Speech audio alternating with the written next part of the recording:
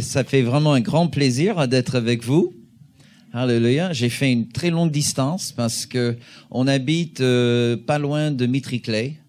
Donc, c'était très rapide pour venir. Donc, je sais pas qui est de Paris 15e, mais ça, c'est presque de l'autre bout de la France.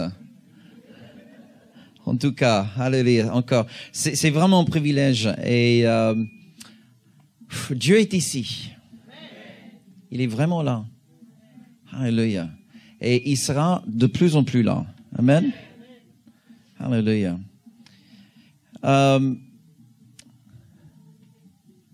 C'est magnifique, hein? J'ai de l'accompagnement derrière moi. Mais juste dites-moi, c'est nous là ou c'est quelqu'un d'autre? C'est feedback, c'est quelqu'un d'autre. Ah, d'accord, ok. Parce que, voilà, si je commence à prêcher, ça peut les déranger. Vas-y, d'accord, ok. Le pasteur l'a dit. Alléluia. Juste avant de commencer, parmi les nombreuses choses que le Seigneur me permet de faire en France, c'est de travailler en collaboration avec l'ambassade chrétienne internationale de Jérusalem. C'est un ministère qui a été créé en Israël en 1980, suite à l'exode de tous les ambassades des pays qui subissaient des menaces des pays pétroliers, principalement des pays arabes. Donc, ils ont enlevé leur ambassade pour les remettre à Tel Aviv. Alors, en 1980, il y a eu un petit groupe de chrétiens évangéliques qui priaient à Jérusalem et le Seigneur leur a dit, il ne voulait pas que son peuple à Jérusalem soit sans témoignage de l'amour de l'Église. Donc, ils ont fondé l'ambassade chrétienne pour être justement un témoignage auprès du peuple juif et aux habitants, tous les habitants de Jérusalem. Alors, depuis 1980, l'ambassade est engagée à faire beaucoup de projets humanitaires, c'est-à-dire de démontrer l'amour du Christ par les œuvres. Voilà, il y a beaucoup de choses. Ils font une cinquantaine d'œuvres différentes. Parmi les plus importantes, c'est une maison dans la ville de Haïfa qui est une maison médicalisée pour les personnes âgées qui ont subi les persécutions par les nazis pendant la Deuxième Guerre mondiale. Il y en a très peu, ils sont très âgés, mais quand même, il y a encore à peu près quelques milliers en Israël qui sont toujours en vie et souvent délaissés par la famille. Donc, l'ambassade chrétienne soutient financièrement une maison qui accueille ces personnes et qui les prendra en main. C'est absolument extraordinaire. On soutient aussi un centre pour les toxicomans et les prostituées à Tel Aviv.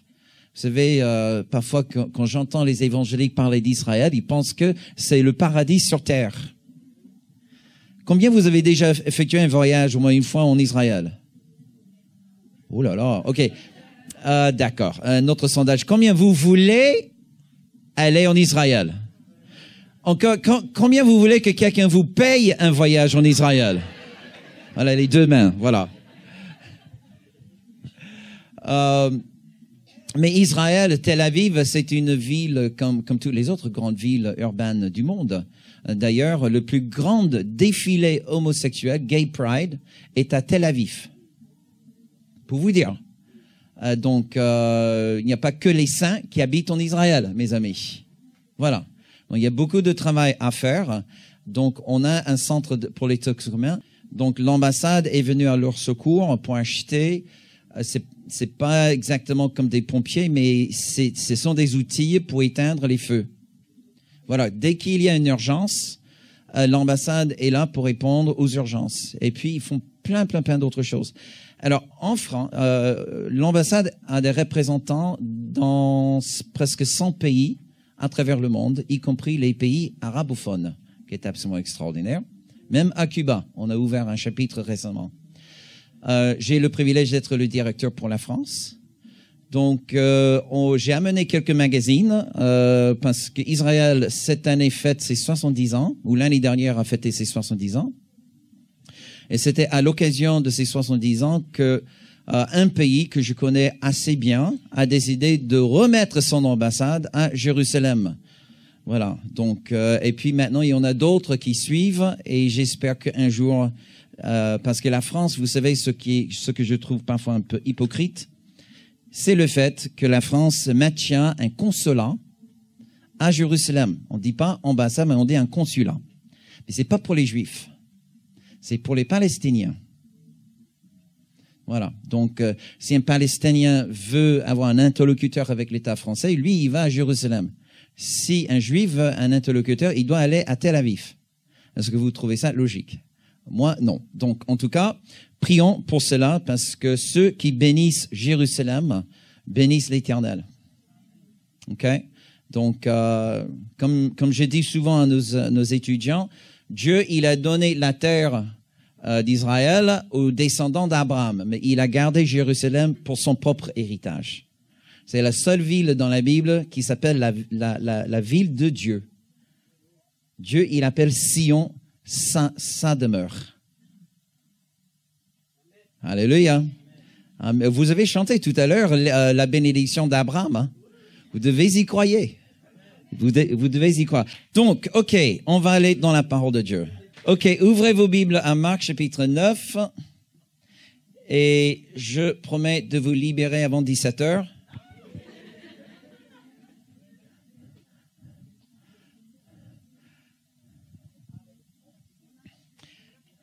Marc chapitre 9.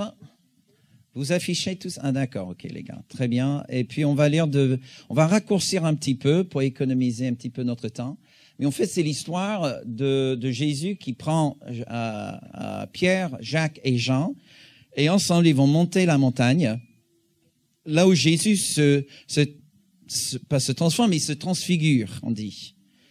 La gloire de Dieu couvre le sommet de la montagne. Il y a Élie et Moïse qui vient parler à Jésus par rapport à sa mort qui s'approche. Et voilà, donc après cet épisode, Jésus et les 3 descendent pour rejoindre les 9 que Jésus a laissés au pied de la montagne. Et c'est là où on va reprendre le texte dans le verset 15. Dès que la foule vit Jésus, elle fut surprise et accourut pour le saluer. Il leur demanda, « Sur quoi discutez-vous avec eux ?» Et un homme de la foule répondit, « Maître, j'ai amené auprès de toi mon fils, qui est possédé d'un esprit muet. En quelques lieux, ils le saisissent, ils le jettent par terre, l'enfant écume, grince des dents et devient tout raide. J'ai prié tes disciples de chasser l'esprit et ils n'ont pas pu. » Race incrédule, leur dit Jésus, jusqu'à quand serai-je avec vous? Jusqu'à quand vous supporterai-je? Amenez-le-moi. On le lui amena, et aussitôt que l'enfant vit Jésus, l'esprit l'agita avec violence. Il tomba par terre et se roulait en écumant. Jésus demanda au Père, combien y a-t-il de temps que cela lui arrive?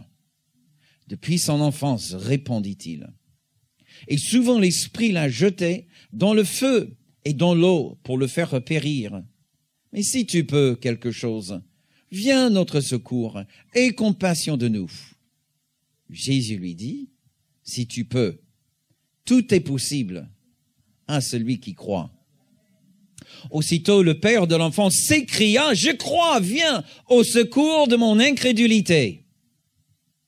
Jésus, voyant accourir la foule, menaça l'esprit impur et lui dit, « Esprit muet et sourd, je te l'ordonne, sors de cet enfant et n'y rentre plus. » Il sortit en poussant des cris et en l'agitant avec une grande violence.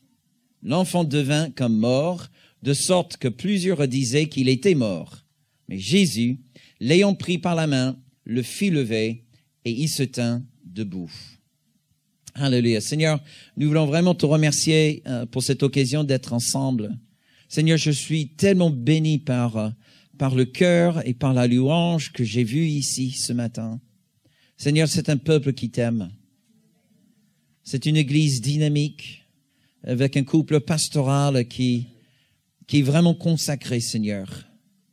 Déterminé à voir ta gloire venir sur la terre. Donc, Seigneur, je laisse ma bénédiction dans cette maison. Seigneur, que tu ouvres maintenant la parole de Dieu, la parole vivante. Donne-nous notre pain quotidien. Seigneur, je libère au nom puissant de Jésus l'esprit de révélation avec l'esprit de sagesse dans toute la connaissance de Christ. J'ordonne à chaque œil soit ouverte, chaque oreille soit attentive à ce que l'Esprit Saint va nous dire. Père, révèle Jésus maintenant à travers sa parole. C'est dans ce nom puissant et précieux que nous le prions. Amen. Combien vous croyez au miracle? Très bien, on va prier pour que tous les autres se convertissent. Vous savez, une chose que je trouve absolument remarquable, c'est ce phénomène mondial. Dès que quelqu'un donne sa vie à Jésus, même l'athée le plus dur qu'il était, mais dès qu'il donne sa vie à Jésus, il croit que Dieu entend les prières et que Dieu exauce les prières. C'est incroyable. Avez-vous jamais rencontré un nouveau chrétien et peut-être quelques minutes après qu'il a donné sa vie à Jésus, il entend que Dieu guérit les malades. Alors qu'est-ce qu'il fait lui?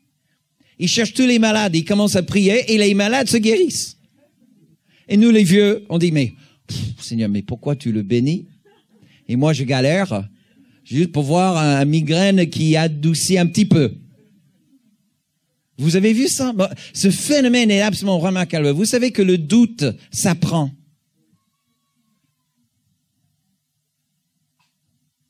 On apprend le doute. Je me souviens, j'étais nouveau dans le ministère. J'avais quoi? J'ai quitté mon boulot à l'âge de 21 ans, je crois, pour me lancer dans le ministère à plein temps. Dommage que je n'avais pas de salaire à l'époque. D'ailleurs, je n'ai toujours pas de salaire, mais Dieu s'occupe de moi. Alléluia. Dieu, il est fidèle. Amen. Et j'étais dans la maison de mon pasteur et il avait un enfant de 2 ans, donc il s'appelait Benjamin. Benjamin, aujourd'hui, c'est un avocat. Bon, bref. À l'époque, il était vraiment un petit garçon. On jouait ensemble, j'attendais l'arrivée de son papa et je l'ai mis sur une table. J'ai pris 2 pas en arrière, j'ai dit « Ben, saute !» Quelle horreur, il est sauté. Et j'ai failli le rater. Heureusement, alléluia, j'ai quelques petits réflexes et puis j'ai réussi à rattraper le garçon. Mais j'ai dit, mais pourquoi t'es sauté? Il m'a dit, mais tu me l'as dit. Je dis, oui, ok, mais je n'attendais pas à ce que tu le fasses. Mais imaginez un instant si j'avais raté Ben. Imagine que j'avais pris trop de pas en arrière, le garçon ne saute pas assez loin, et là, il se fait mal. Je le ramasse, je le remets sur la table, j'ai dit, Ben, désolé, je t'ai raté la première fois, mais je te promets, deuxième fois, je te rate pas. Vas-y, mon garçon, saute. Est-ce qu'il va sauter? Non. Vous voyez, tu n'es pas né avec la peur. Tu n'es pas né avec les inquiétudes. Tu n'es pas né avec le doute. Tout ça, tu as accumulé dans la vie. Et mes amis, j'ai bonne nouvelle. Les choses que tu accumules, tu peux t'en débarrasser. Amen. Quelqu'un a mis le doute. Quelqu'un a mis la peur sur toi. Tu n'es pas né avec. Alléluia. Donc, moi, je suis né avec une peau blanche rose. Ok, j'aime pas trop. Franchement, ça se brûle quand je suis au soleil. Et j'aime le soleil. J'aime les zones tropicales. Je vais en Martinique prêcher 3 fois par an. J'irai beaucoup plus souvent si je pouvais. Je mets la crème, comment ça s'appelle? Oui, la crème solaire, 60 degrés. Franchement, normalement, ça blanchit la peau. Moi, je mets 5 minutes dans le soleil, je suis comme une crevette. Rouge. Je ne bronze pas, je rougis. C'est horrible. Je dis, mais Seigneur, pourquoi tu m'as fait comme ça? J'aimerais me débarrasser de cette peau. Et le Seigneur me dit, mais mon fils, tu es né avec. Tu peux pas t'en débarrasser. Je dis, ah, zut. Mais la folie, tu peux t'en débarrasser. Protège-toi prochaine fois que tu vas en Martinique, mon fils. Je dis, OK, papa, d'accord. Hello. Mais les choses que tu accumules dans la vie, tu peux t'en débarrasser. Et le fait est ceci, mes amis, nous croyons tous que Dieu est un Dieu de miracles. Nous le croyons tous. Instinctivement, quelque chose au fond de nous nous dit, Dieu est un Dieu de miracles. Mais la question n'est pas là. La question est-ce que Dieu est un miracle pour toi? Croire que Dieu peut faire des miracles. Si tu crois en Dieu, tu es obligé de croire qu'il peut faire des miracles. Amen. Croire que Dieu va faire miracle. Déjà, c'est différent. Croire que Dieu va faire miracle pour toi, c'est encore différent. Croire que Dieu a déjà fait le miracle au ciel, et c'est juste une question de temps que le miracle se manifeste. Ça, c'est encore une autre chose. Vous me suivez ou pas? J'aime trop cette histoire. Parce que s'il y a une lutte dans l'Église de Jésus-Christ aujourd'hui, c'est en Marc chapitre 9. Jésus, il amène les trois sur une montagne pour aller y prier et jeûner. Jeûner et prier. Rappelez-vous de ça. Parce que ça joue quand même un rôle très important dans notre histoire. Ils y vont sans nourriture, sans eau probablement. Sur la montagne. Jésus s'écarte les trois autres s'endorment pendant la prière. Alléluia. Merci Seigneur pour ça. Amen. Jésus certainement n'était pas très content que les disciples dormaient, mais moi je suis très content. Vous savez pourquoi? Parce que combien de fois je m'endors aussi dans la prière? Aujourd'hui, chez nous, on fait un culte de baptême et on baptise, je crois, 18 nouveaux croyants, et qui est magnifique. Et parmi les 18, je crois qu'il y a 5 ou 6 ex-musulmans. C'est magnifique. Magnifique ce que Dieu fait dans cette communauté. Et je parlais avec deux des jeunes chrétiens musulmans, ex-musulmans, la semaine dernière. Et l'un des gars, il était trop mignon, le gars. Et ça se voit, c'est vraiment un dur. Tu vois, un type vraiment un peu un costaud, un peu. Ça se voyait que c'était pas vraiment un petit mouton, quoi. Avant sa conversion. Mais là, il essaie vraiment faire correctement. Il dit, pasteur, j'ai vraiment un problème, je comprends pas, c'est pas normal. J'ai dit, mais qui est-il? J'ai un peu honte. Mais dis-le moi. Crois-moi, c'est très rare aujourd'hui que j'entends une chose pour la première fois. Il dit, j'ai vraiment un problème et c'est pas normal. Je m'endors dans la prière. Je dis, ce n'est que ça. Je dis, moi aussi. Et même les disciples s'endormaient. Donc, tu fais partie du club. T'inquiète pas. Juste lève-toi et marche un petit peu ou va dehors, là où il fait -2 et là, ça va te réveiller. T'inquiète. Mais Jésus, il travaille avec des gens comme ça. T'as jamais senti que peut-être Dieu te demande de faire quelque chose et tu n'étais pas vraiment à la hauteur de sa demande? En fait, il faut que tu t'inquiètes si jamais Dieu te donne quelque chose à faire et tu te sens à la hauteur. C'est là où il faut s'en inquiéter.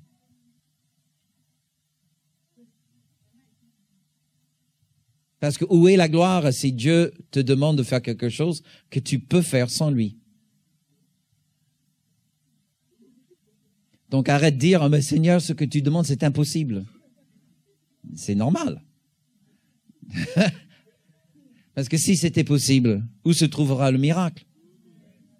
Hello! Arrêtez de demander, oh Seigneur, sois un Dieu de miracle parmi nous. Parce que Dieu, il va vous demander de faire quelque chose que vous pouvez pas faire. Pourquoi? Parce qu'il veut se montrer un Dieu de miracle. Alléluia.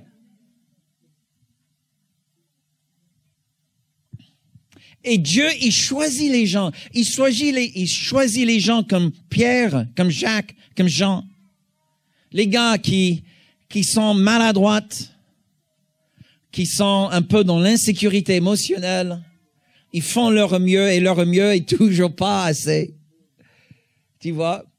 Ils sont probablement hyper contents que Jésus, parmi les 12, les a choisis les 3 pour passer un peu de temps dans la prière ensemble. Mais quel privilège! Qu'est-ce qu'ils font avec ce privilège? Ils s'endorment. Hello! J'imagine Thomas en bas au pied de la montagne et le lendemain. Hey Pierre, c'était comment la réunion de prière? On s'est endormi. Quoi? Mais comment peux-tu dormir à côté de Jésus? Hello. On est tous pareils. OK? Et si tu as des difficultés dans la prière, sens-toi bien dans le club. Amen.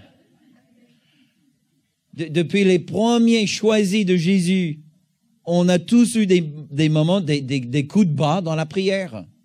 Hello.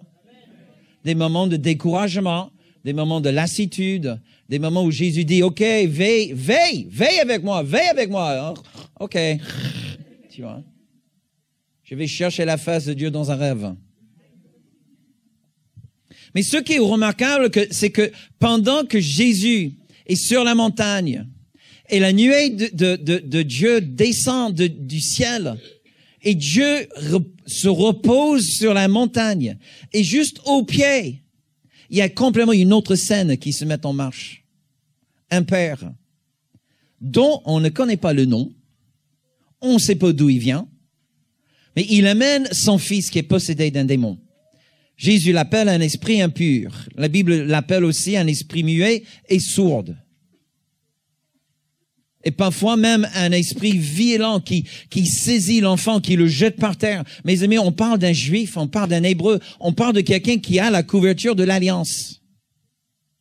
Comment c'est possible qu'un tel homme, avec un tel fils, que le fils soit possédé d'un démon? J'ai pas de réponse. Et Jésus n'offre pas une réponse non plus. Il ne cherche pas une explication non plus. Qui a péché? Ça, c'est la discussion du monde. Comment ça s'est fait que tu sois dans cet état? Ça, c'est la psychologie. J'ai fait mes études dans la psychologie. Tout n'est pas mauvais. OK? Mais la psychologie ne trouve jamais la bonne réponse. Il peut déceler le problème de base, mais pas la réponse, pas la solution. OK? Dieu, il a toujours la solution. Alléluia. Et pendant que les disciples argumentaient avec ce père et avec tous les gens autour qui voyaient le Fils tourmenté par l'esprit, Jésus et les 3 disciples étaient dans la gloire. Waouh! On a parlé tout à l'heure d'un Dieu de miracles. Alors, dans cette mise en scène, Marc chapitre 9, où est le miracle pour l'instant dans cette histoire? Le miracle n'est pas dans la vallée. Le miracle, c'est sur la montagne. Alléluia. Imaginez que Pierre, Jacques et Jean, quand ils se réveillent de leur sieste, ils voient 3 personnes. Il n'y a pas que Jésus. Comment ils savaient que l'un était Moïse et l'autre était Élie? Encore une fois, la Bible ne donne aucune explication. C'est comme ça. Mais ils l'ont su. Alors, on peut se moquer d'eux de leur réponse. Oh, on va construire un petit cabin. L'un pour Moïse, l'un pour Élie, l'un pour toi, Jésus. 3 cabins. C'était probablement la fête des tabernacles. Sérieusement, probablement c'était l'époque et c'était normal de construire des cabins. Donc, la proposition de Pierre n'est pas complètement idiot. C'était sincère, maladroite, mais sincère. Jésus ne répond même pas. Tu vois, ça pour moi, c'est vraiment l'image de l'esprit de la religion quand il y a la présence de Dieu. La religion va toujours proposer à créer des structures pour abriter le mouvement de l'esprit. Ah, il faut canaliser l'esprit. Ah, il faut établir ceci, il faut établir cela. L'infrastructure n'est pas mauvaise en soi. Mais quand on cherche à gérer ou manager l'Esprit de Dieu, c'est là où on se trompe. Parce que l'Esprit de Dieu n'a pas besoin d'un conducteur. Alléluia.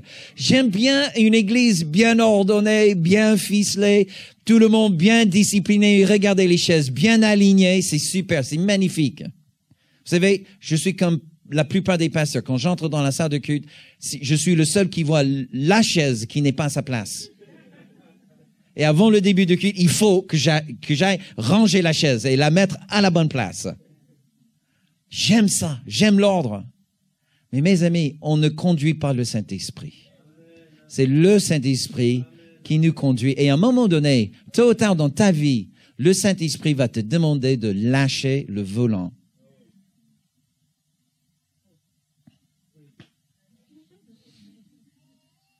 Et tout se passe bien jusqu'à là. Alléluia. Et normalement, c'est juste au moment où tu penses à bien comprendre comment ça marche, la foi. Et là, le Saint-Esprit te dit, maintenant, lâche le volant et laisse-moi agir. Wouh! Mon Dieu. À mon âge, je pensais que, OK, maintenant, la plupart de mes collègues à mon âge, ils réfléchissent, ils sont déjà dans leur stratégie de retraite. Ils planifient déjà, voilà, les 5 à 6 prochaines années, voilà, on va commencer à se calmer et puis j'achète une maison à la campagne ou au bord de plage, bord de mer et voilà, je prépare ma retraite. Le Seigneur, il y a 2 mois, il m'a donné un projet dont je n'ai jamais rêvé, d'acheter notre local. Je sais que vous vous préparez pour acheter un local. C'est bien, il faut le faire. C'est absolument nécessaire. Et j'ai dit, OK, franchement, Seigneur, le timing, j'aime pas trop, parce que quand même, on commence à planifier la sortie, quoi. Et se lancer sur un projet immobilier, avec un prêt entre 15 ans, 20 ans, waouh, Seigneur. Et puis après, le Seigneur m'a dit, mon fils, c'est pas ça le projet. J'ai dit, ah, super. Wouh, je pensais que tu allais vraiment me demander de faire un truc complètement crazy. Il dit, non, mon fils, c'est pas ça le projet. Non, tu vas acheter le bâtiment, tu vas le démolir et tu vas construire un bâtiment de 5 étages à sa place.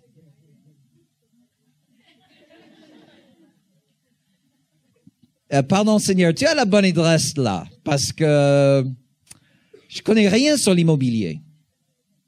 Je suis pas un businessman. Le Seigneur m'a dit, mais fiston, lâche le volant. Vous voyez, ça vous fait plaisir d'entendre ce témoignage, parce que c'est le mien, c'est pas le vôtre. Alléluia. Mais je suis pas là pour moi, je suis là pour vous. Normalement, c'est le Saint-Esprit qui va vous mettre au défi ce matin. Et comment? Et comment il va le faire? Donc, Jésus descend la montagne, tellement la gloire de Dieu était puissante. Imagine le contraste entre ce que Jésus a vécu sur la montagne et ce que les 9 disciples ont vécu en bas de la montagne. En bas de la montagne, l'esprit de ténèbres était tellement fort que ça saisissait l'enfant, ça le fait rouler par terre, même dans le feu, couvert de poussière. Jésus sur la haute de la montagne, couvert de la gloire de Dieu, qui est tellement puissant, ça blanchit ses vêtements. Pierre, Jean et Jacques, c'est comme s'ils ont fait une douche dans la gloire. Ils descendent tout propre, tout pur, magnifiquement, mais nickel. Et là, ils descendent dans le bout de ce monde. Il est difficile de croire à un Dieu de miracles lorsqu'on est dans la vallée. Je vais répéter. Il est difficile de croire à un Dieu de miracles dans la vallée.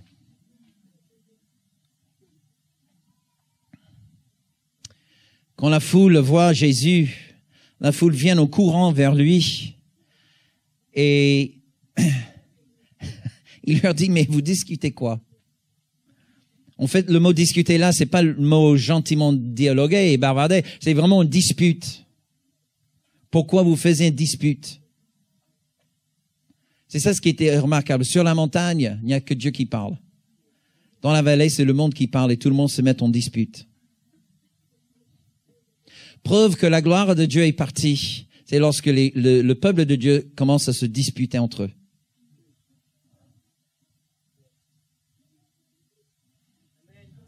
Amen. Oulala. OK. Et attention aux disputes.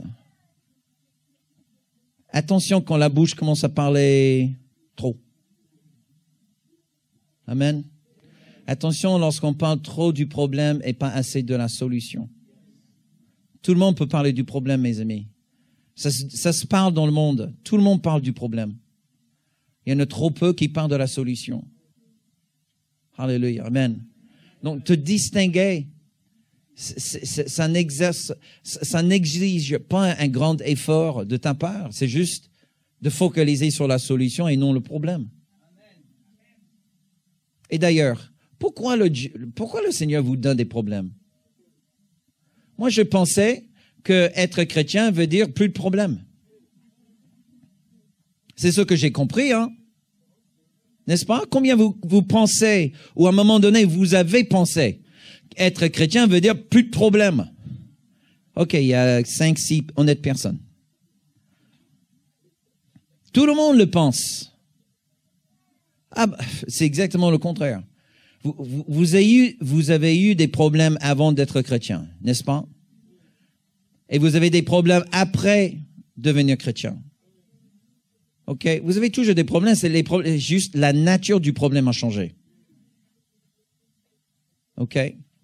Et le fait que maintenant, en tant que chrétien, le problème va avoir comme un résultat la gloire de Dieu. Si tu persévères. L'objectif de chaque défi, de chaque problème, mes amis, c'est la gloire de Dieu.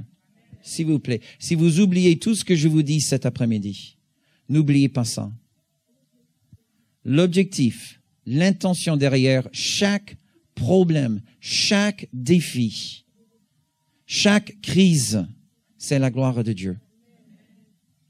Vous savez, j'étais tellement touché. J'ai vu sur ma page Facebook quelqu'un qui s'est mis avec les gilets jaunes. Là, pendant que presque tous les chrétiens se plaignaient, oh là là, problème ici, problème par là, gilets jaunes ici, gilets jaunes par là. Oh Seigneur, que devient le pays? Moi, j'ai vu un super gars, un brave, qui a mis un gilet jaune, mais sur le dos, il a dit berger au gilet jaune. Je dis voilà quelqu'un qui est focalisé sur une solution et non pas focalisé sur le problème. Donc le gars, il s'est équipé de la nourriture, café, boisson, plein d'autres choses. Il est allé annoncer l'évangile auprès des gilets jaunes. Amen. Combien de chrétiens ont passé leur temps, oh Seigneur, que tu ôtes le gilet jaune de mon chemin? Parce que les gilets jaunes, ça m'embête. Le Seigneur a dit, mais je ramasse les poissons. À vous de prendre le filet et aller pêcher. Pas pêcher comme commettre un péché, vous avez bien compris. OK. Je trouve ça génial. Merci Seigneur. Quelqu'un qui voit un problème, non comme un obstacle, mais une échelle. Alléluia. Maintenant, ce qui est remarquable, dès que l'enfant entre dans la présence de Jésus, le démon qui est en lui se manifeste. Merci Seigneur. J'aime bien les manifestations. Je sais que souvent on pense que les chrétiens blancs n'aiment pas les manifestations. Mais moi, j'aime les manifestations. Franchement, une église trop sage, non merci. Il faut que ça bouge. Et ça me dérange pas si ça bave, si ça crie, si ça roule. Tu vois, franchement, je dis, waouh, Dieu est à l'œuvre. Merci Seigneur. Mais vraiment, ça me dérange pas du tout. Et il faut être sage, mais jamais trop. Amen. Ah, cet amen était un peu timide, en tout cas.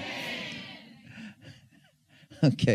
En tout cas, dès que Jésus arrive, l'enfant, le démon dans l'enfant, commence à crier, il roule par terre, il commence à baver. Et que fait Jésus? Il prend le papa de côté, il prend quelques pas pour s'éloigner de l'enfant, et Jésus lui dit, ah bah dis donc, c'est intéressant. Et depuis quand cela arrive? Je trouve ça incroyable. Si c'était fait dans une église pentecôtiste, vous imaginez la réaction? Il y aurait au moins la moitié de la salle. Ils vont prier, prier, prier.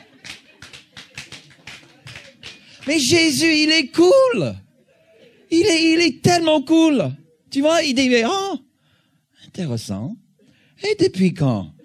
Cela, j'imagine le père. Le père, il est vraiment dans un état. Tu vois, il sait pas quoi faire, il est avec le Fils de Dieu, et tout ce qu'a le Fils de Dieu à dire, c'est lui poser une question. Incroyable. Mais Jésus mais écoutez-moi ça. Ça, c'est vraiment une leçon tellement primordiale en tant que chrétien. Dieu n'est pas touché par le problème. Ce qui touche le cœur de Dieu, c'est la foi. C'est ça ce qui touche le cœur de Dieu. Le monde est couvert de problèmes.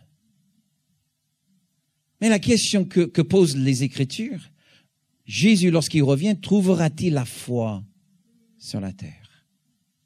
C'est ça la question. Et il faut comprendre aussi que lorsque Dieu pose une question, il cherche jamais des infos. Parce qu'il sait tout. Vous imaginez le jour après que Adam a péché, lorsqu'il a mangé la mangue. Oui, c'était pas un pommier, c'était pas une pomme, tout le monde le sait. Écoutez, si vous êtes allé en Martinique et mangez une mangue, vous savez, personne ne pêchera pour une pomme. Vous le savez. OK? Franchement, soyons clairs. Non, je sais pas. Peu importe ce qu'était le fruit, il a péché contre Dieu. Amen. Dieu vient, il marche dans le jardin et qu'est-ce qu'il dit, Dieu? Adam, il pose une question. C'était quoi la question? Où es-tu? Franchement, vous pensez que Dieu ne savait pas où se cachait Adam? Tu vois, et j'imagine Adam un peu comme un enfant de 2 ans qui a piqué un biscuit lorsqu'il savait qu'il fallait pas, et il se cache derrière un arbre. Il ferme les yeux, comme il ne voit pas maman, il sait que maman ne peut pas le voir, lui. Tu vois, moi, c'est comme si Adam, il est là derrière un arbre. Dieu ne va pas me voir. Et Dieu, il est là, il se tient juste devant Adam. Il dit, Adam, où es-tu? Dieu ne cherche jamais des infos, il cherche une réponse. Il cherche une réponse. Il donne une invitation à venir.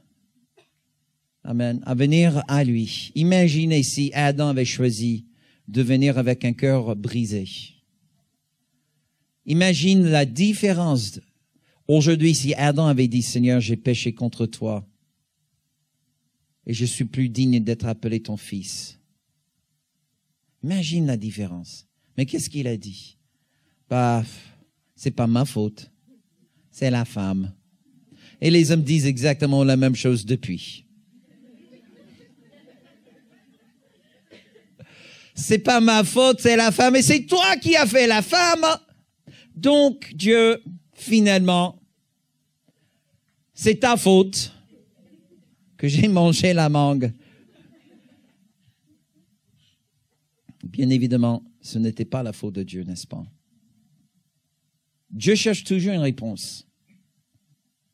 Et c'est pour ça que, même mes amis, c'est pour ça que la Bible dit, ne dit pas, en 1 Jean 1,9, ne dit pas, quand tu pêches. La Bible dit, si tu pêches. Si tu pêches, il est juste et fidèle à te pardonner et à te laver de toute iniquité. Il est fidèle. Alléluia. Il est fidèle, il est juste. Si tu tombes, mes amis, si tu tombes, non quand tu tombes, mais si tu tombes, cours vers lui. Ne te sauve pas. Ne te coupe pas de la communion fraternelle. Ne te s'éloigne pas de ceux et celles qui t'aiment, de ta famille. Cours vers lui. Il t'aime avec un amour que tu ne comprends pas. Alléluia. Et je suis pas pour le péché, mais les moments où j'ai découvert le plus grand amour de Dieu, c'était des moments où j'avais fait des plus grandes bêtises. Et Dieu m'a accueilli quand même. Quel espoir. Vous voyez, dans cette démarche de la foi, on ne peut pas perdre. Le seul choix, c'est de choisir de ne plus continuer. Mais tant qu'on continue, Dieu continue avec nous. OK. Rapidement, et on va terminer.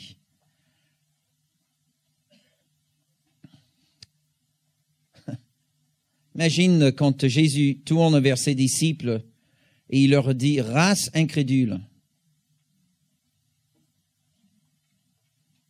C'est un peu fort, vous trouvez? Imagine le dimanche matin, le pasteur, il arrive après avoir conduit une semaine de jeûne et prière. Un jeûne d'Esther. Pas de nourriture, même pas l'eau pendant 16 jours. Qui est impossible, il faut jamais faire ça. En tout cas. Et vous êtes là, vous avez du mal même à respirer, à te tenir debout. Et le pasteur dit, race d'incrédules. Est-ce que ça va vous encourager?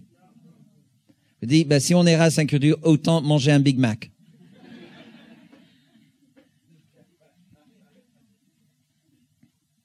Mais c'est extraordinaire. Jésus tourne verset 9 en leur appelant une race d'incrédules. Comprenez quelque chose. Il faut que j'arrive à la conclusion, désolé. Mais j'aime tellement cette histoire, je vis cette histoire depuis quelques mois maintenant. Je reviens sur l'incrédulité dans un instant, mais encore une fois, je reviens sur ce dialogue avec le papa, parce que ça, c'est aussi très important à comprendre ce qui se passe entre les deux. Parce que Jésus a vu quelque chose dans le Père qui a permis à ce que le Fils soit enchaîné. Encore une fois, c'est pour ça que Jésus a pris le temps de faire un entretien avec le Père. C'était pas juste un hasard. Jésus voyait comme une forteresse spirituelle dans le Père. Et c'était pas en raison de cette forteresse dans le Père que le Fils était lié. Donc, avant de libérer le Fils, il fallait libérer le Père.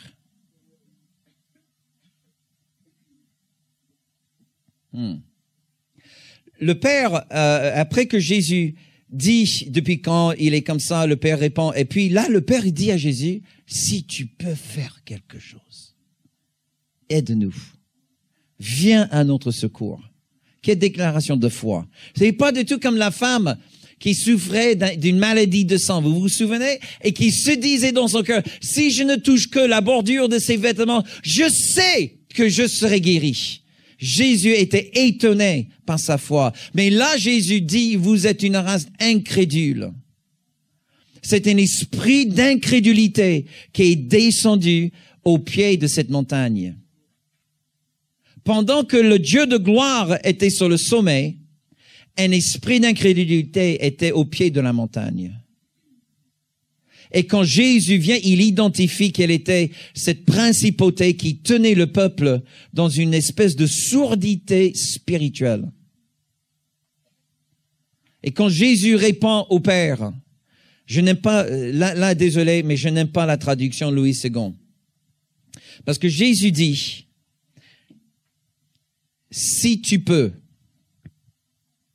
Louis II dit, la manière que les textes dans le Louis II est rendu, nous donne l'impression que Jésus, il fait comme une espèce de réponse d'incrédulité à ce qu'a dit le Père. Si je peux, tout est possible à ceux qui croient. Mais en fait, c'est pas du tout ça. C'est pas une interrogation sur lui-même. Jésus regarde au Père et dit, si tu peux, tout est possible à celui qui croit. Jésus cherchait la foi dans cet homme. Il poussait cet homme à un endroit où il fallait libérer, il fallait lâcher l'incrédulité. C'est un homme juif, mes amis, c'était pas un païen, sans aucune connaissance de la parole. C'est un homme qui a entendu la parole de Dieu depuis son enfance. La parole de Dieu était au fond de son cœur, mais il a décidé de croire une autre parole que celle de Dieu. Hello. Et c'est ça ce que Jésus cherchait au fond de lui. Il cherchait la connaissance de la parole. Exactement ce qu'il cherche qui est au fond de toi. Tu as reçu tellement de la parole de Dieu. Tu as reçu tellement de promesses. Le problème n'est pas encore acquérir davantage de connaissances. C'est de mettre en application la connaissance que tu as déjà acquis. Utilise ce que tu as. Lève-toi sur ta sainte foi. Chasse le diable de ta vie. Chasse le diable de ton âme, de ton foyer, de tes enfants. Utilise l'autorité divine que Dieu a mis déjà en toi. Pas un seul amen, mais je vais continuer. C'est ça ce que Jésus cherchait dans cet homme. Et l'homme crie. La Bible dit. C'est le même mot en grec que lorsque plus tard l'enfant va crier d'un démon. L'homme y hurle. Ah, aide-moi! Dans mon incrédulité. Et moi, je crois qu'en cet instant, l'esprit d'incrédulité est sorti de lui. Il a vécu une délivrance lui-même. Et c'est en ce moment-là, l'esprit commence à se manifester. Chez l'enfant, Jésus adresse maintenant l'esprit parce qu'il peut. Le Père, effectivement, avait donné l'autorisation à Jésus. Maintenant, il peut effectuer le miracle. Hallelujah. Et l'enfant était guéri en un clin d'œil. Plus tard, les disciples disent à Jésus, mais pourquoi nous n'avons pas réussi à chasser cet esprit? Et Jésus va leur dire quelque chose d'extraordinaire qui est souvent mal interprété par nous aujourd'hui. Jésus dit, ce genre d'esprit ne sort que par le jeûne et la prière. Qu'est-ce qu'il voulait dire? La prochaine fois tu es face à un démon, il faut lui dire, mais arrête-toi juste un instant, je vais prendre une semaine pour jeûner. Et puis je reviens dans une semaine. Mais ne bouge pas. Tu penses vraiment que c'est ça ce que Jésus voulait nous dire? Ah ben non. Et qu'est-ce qu'a fait Jésus? Et qu'est-ce qu'ont fait ces trois disciples avec lui? Ils avaient passé du temps dans la prière et le jeûne. Est-ce que vous pensez que Jésus, il a fait jeûner les trois sans dire aux 9 de jeûner aussi?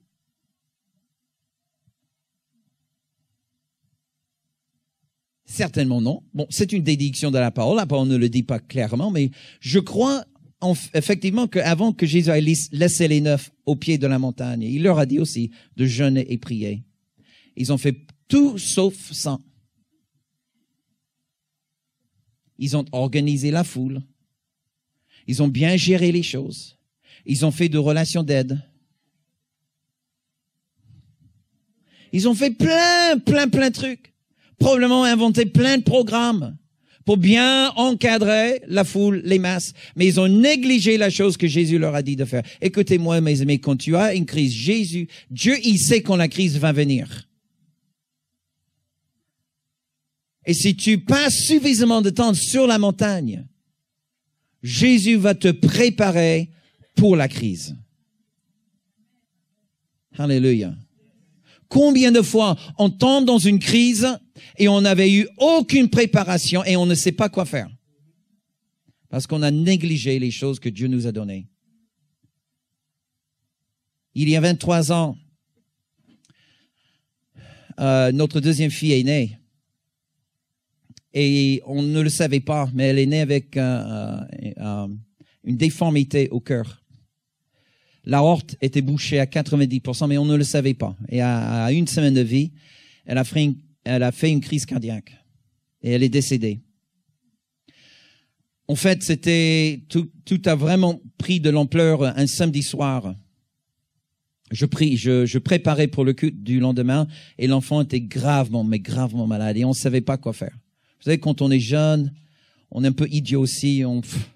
Et puis, je ne mettais pas beaucoup de confiance dans les médecins. Dieu, c'est mon médecin. Et toute la nuit, je tenais l'enfant dans mes bras. Elle respirait à peine.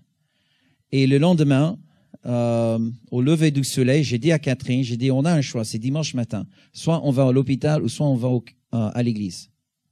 On fait quoi? Si on va à l'église, on assume toutes les conséquences. Et on a prié et on a dit, Seigneur, on va te faire confiance. On va te chercher avant de chercher un médecin. On est parti à l'église et pendant le temps de louange, le Seigneur m'a parlé et il m'a dit tout simplement, je guérirai ta fille.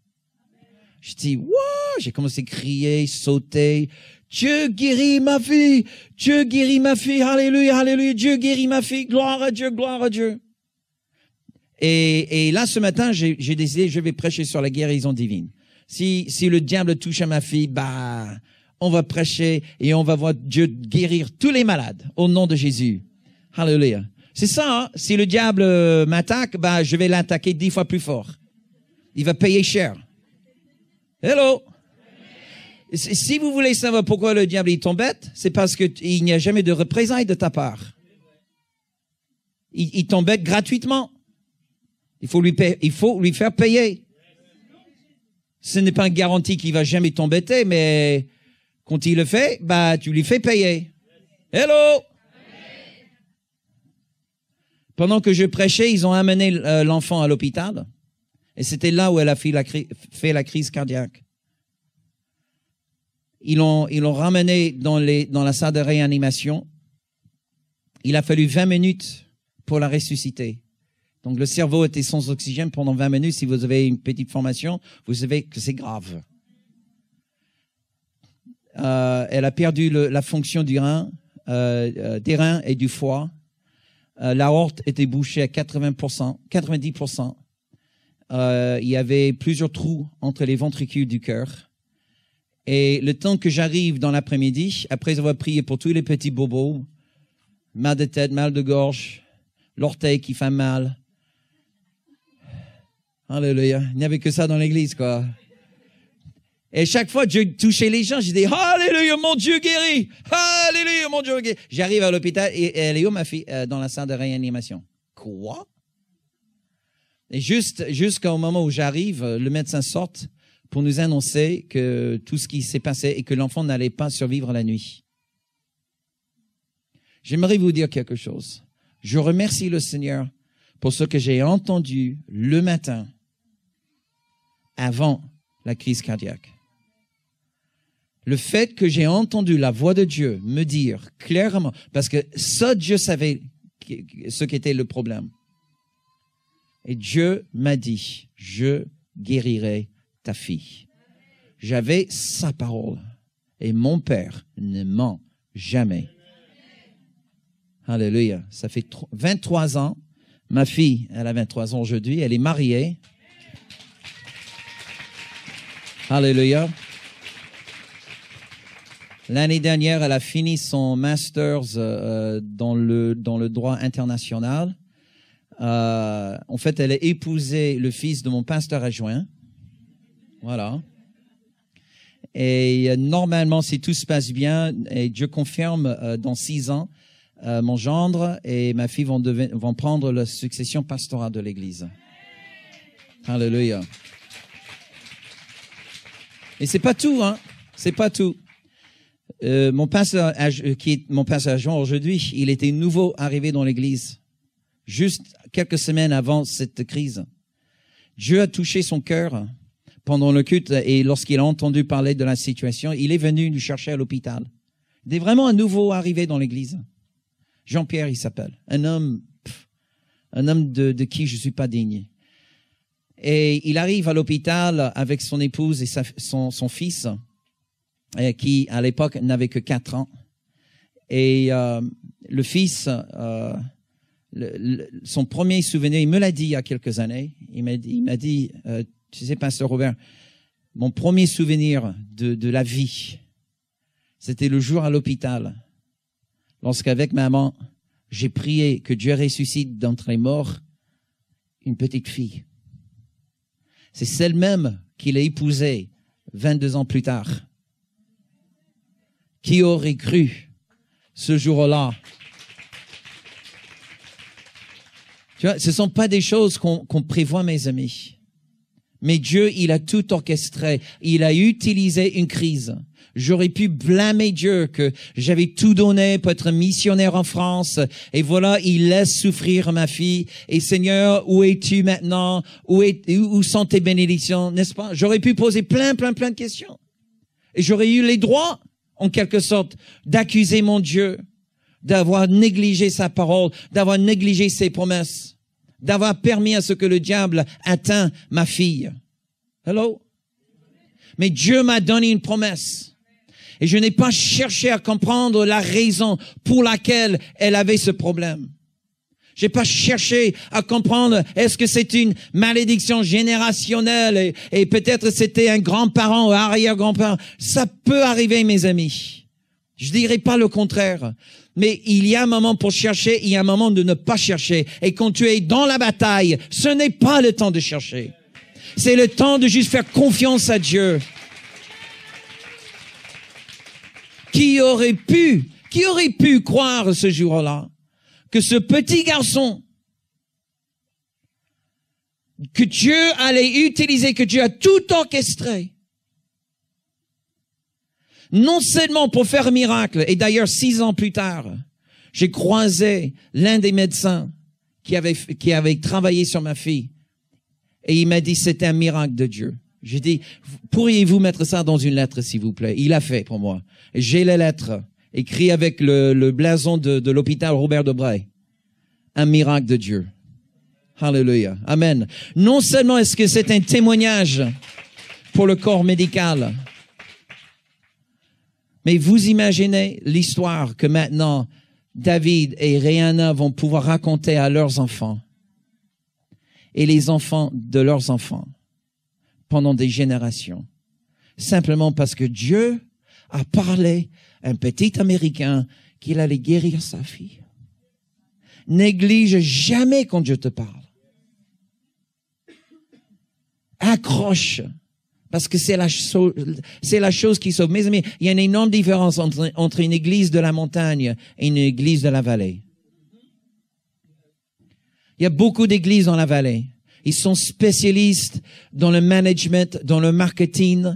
Ils sont spécialistes dans comment manipuler et comment mener les foules. Mais c'est l'église sur la montagne dont le monde a besoin. Parce que le Dieu du surnaturel n'est pas dans l'église de la vallée. Il est dans l'église de la montagne. Et je vous encourage, je vous exhorte d'être une église de la montagne. D'apprendre à accueillir et être toujours sensible à la présence de Dieu. D'être toujours à l'écoute de ce que l'Esprit veut dire à l'église. Levez-vous, s'il vous plaît. Et peut-être aujourd'hui, vous êtes au milieu d'une lutte. Peut-être vous avez votre propre combat spirituel. Je ne sais pas où vous êtes. Peut-être aujourd'hui, vous dites, mais que peut-être tu es comme cet homme. Tu as un problème chronique. Un problème chronique. Tu as tellement prié. Tu as tellement laboré dans l'Esprit de Dieu et tu es fatigué. Et tu sais plus comment faire. Peut-être c'est un enfant rebelle, peut-être un malade, peut-être, je sais pas. Mais tu es face à un problème chronique. Dieu ne te parle pas, il te révèle pas pourquoi c'est ainsi. Alléluia. Dieu, il est là aujourd'hui pour te fortifier dans ta foi. Il sait que tu souffres. Il connaît les questions et les questions ne les dérangent pas. Peut-être tu es comme les disciples, les 9. Tu fais ton mieux, mais tu t'es cassé parce que tu as vécu un échec dans la foi. Tu as prié, t'as pensé d'avoir vraiment bien agi dans la foi, mais pas de guérison, pas de succès, que de l'échec. Et là, tu as pris un coup au niveau de ta foi. Maintenant, tu n'oses même plus croire à un miracle. Dieu va te restaurer la foi aujourd'hui. Alléluia. Il va vraiment te restaurer la foi. Tout est possible pour celui qui croit. Alléluia. Est-ce que je peux vous demander de lever les mains? Si quelque chose là, aujourd'hui, vous a touché le cœur. Alléluia. Père, je prie maintenant au nom puissant de Jésus. Saint-Esprit, touche chaque homme, chaque femme, chaque personne âgée, chaque jeune. Touche chacun dans son cœur, Seigneur. Souffle l'esprit de vie sur la foi de chacun de tes enfants aujourd'hui. Par le nom de Jésus, je chasse l'incrédulité. Les mensonges du diable, nous les brisons dans le nom de Jésus-Christ. Tout est possible pour celui qui croit.